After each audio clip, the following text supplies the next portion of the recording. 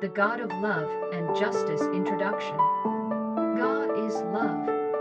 So says 1 John chapter 4 verse 8 and 16. The entirety of the Bible testifies to this fact. The Christian faith is centered around God's character of love.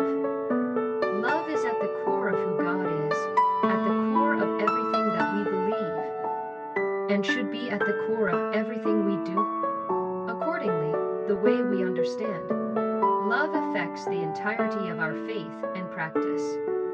If, for example, one believes that God's love must be earned or merited, a person might think that God does not love them because they are sinful and unworthy.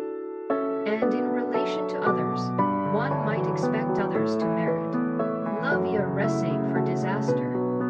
In this and many other ways, how we understand God's love has massive implications for our faith and practice.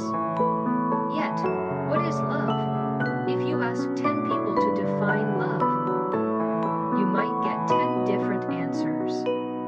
Even among Christians, there are many myths and misunderstandings about God's love. For example, Christians offer different answers to the following questions. Does God's love only give but never receive? Is divine love purely self-sacrificial, or might God also delight in and be pleased by humans? Is God's love emotional? Does God really care about humans? Can God's love be rejected or forfeited? Does God enter into a back and forth love relationship with creatures?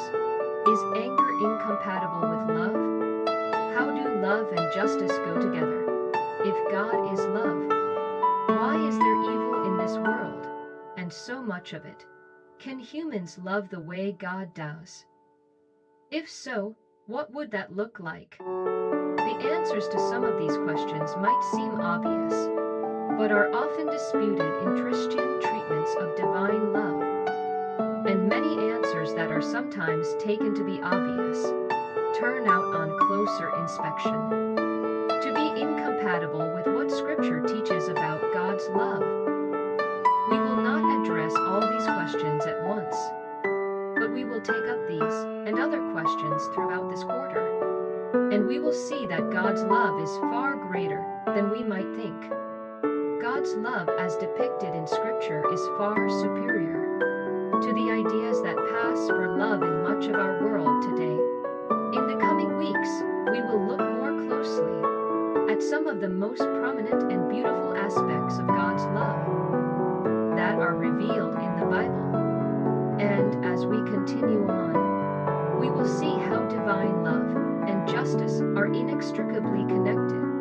The God of the Bible loves justice. See, for example, Isaiah chapter 61 verse 8.